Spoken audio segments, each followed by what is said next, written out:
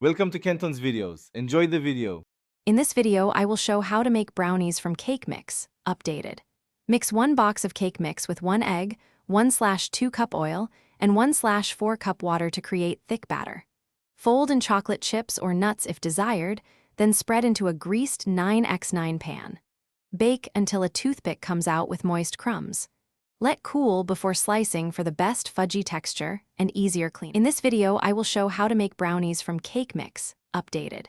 Try using melted butter instead of oil for a richer, more bakery-style bite that browns nicely. Adding chocolate chips, walnuts, or a swirl of peanut butter boosts texture and flavor with almost no extra effort. A small pinch of salt or 1 teaspoon instant espresso can intensify chocolate notes. These tweaks are simple but transform boxed mix into memorable brownies. In this video, I will show how to make brownies from cake mix, updated. Preheat your oven so the pan heats evenly and the edges set properly for fudgy centers. Use a toothpick test at the center. Remove when moist crumbs cling, not wet batter.